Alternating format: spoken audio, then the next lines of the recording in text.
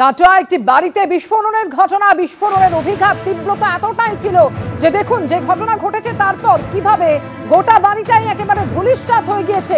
কি কারণে এই ঘটনা? একাধিক অভিযোগ ইতিমধ্যেই সামনে আসছে। মূল অভিযুক্ত তুফান চৌধুরী, তার বিরুদ্ধে অভিযোগ যে এইভাবে সে বোমা বাঁধার কাজ করত। বিভিন্ন সময় লোক ডেকে আনতো সে এবং তাদেরকে দিয়ে এই বোমা বাঁধার কাজ চলতো।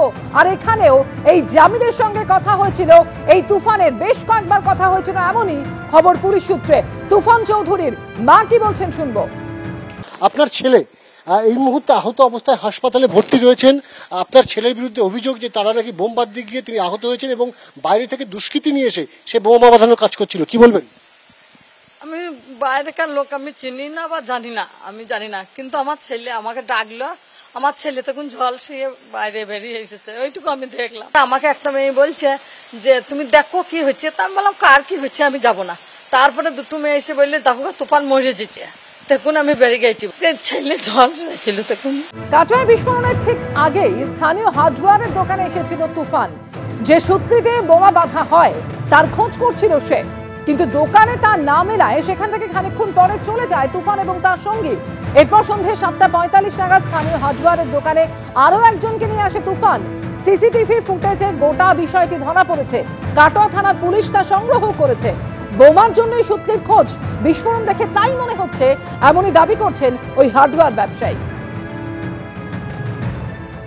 কাটোয়ার রাজুয়ায় যে বিস্ফোরণের ঘটনা, সেই ঘটনায় অন্যতম অভিযুক্ত তুফান চৌধুরী। আর সেই তুফান চৌধুরী বিস্ফোরণের ঠিক আগের মুহূর্তে এসেছিলেন কোশিগ্রামের এই যে হার্ডওয়্যারের দোকান সেখানে। কালকে এই যে তুফান এই আপনার দোকানে কটার সময় এসে পৌঁছল? ওই 7:30 পৌনে 8টা হবে, মানে বিস্ফোরণের ঠিক আগের মুহূর্তে আগে।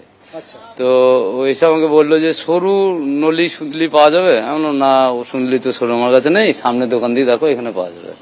তারপরে ও বাইক নিয়ে এদিক দিয়ে চলে গেল। না, ওর সঙ্গে আরেকজন ছিল। বিস্ফোরণটা ঘটার পর তখন মনে হচ্ছে যে তাহলে ওই কারণের জন্য এসেছিল। তখনই এলো মাথায় যে তাহলে মনে হয় সুন্দলিটা ওই জন্যই খোঁজ করছিল। হ্যাঁ, ওর আসা যাওয়া এটুকু তো ক্যামেরা আছে বাইরে। কাটোয়া বিস্ফোরণ কাণ্ডে মৃত্যু হয়েছে বরকত কারিগরের। বরকত কারিগর নানুরের সেহেলা গ্রামের বাসিন্দা, কিন্তু তিনি বোমা বাঁধতেন না। বছর 28-এর বরকত ছিলেন রাজমিস্ত্রি, এমনই দাবি করেছেন তার স্ত্রী। শুক্রবার বিকেলে বাড়ি থেকে বেরিয়ে যায় সে। গভীর রাতে নানুর থানার পুলিশ বাড়িতে গিয়ে তার মৃত্যু সংবাদ জানায়, এমনও দাবি বরকতের স্ত্রী। কিন্তু কেন বরকত কাটোয়ায় গেলেন, কে বা কারা তাকে ডেকে নিয়ে যায়? মানে যেটা শোনা যাচ্ছে আর কি, যে কাটোয়ার ওখানে যে রাজুয়া বলে গ্রাম আছে, ওখানে বোমা বিস্ফোরণ হয়ে মারা গেছে। মানে কি বলবেন আপনি? ওইটা ভুল বলছে, যে বলছে সে ভুল বলছে।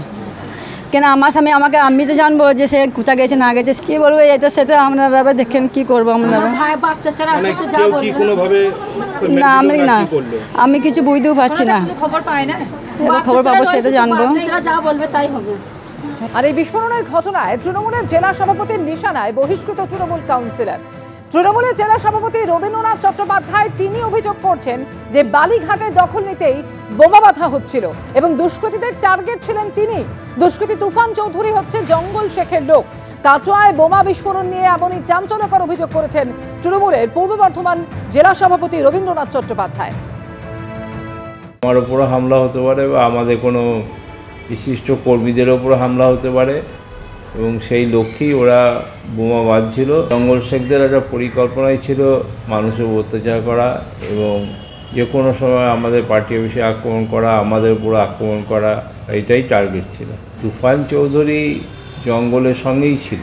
তো ওরা একটাই টিম, ওদের তো পূর্ব ইতিহাস সেই কথাই বলছে যে ওরা সবসময় ভয় দেখিয়ে লোককে যা কিছু করার করেছে।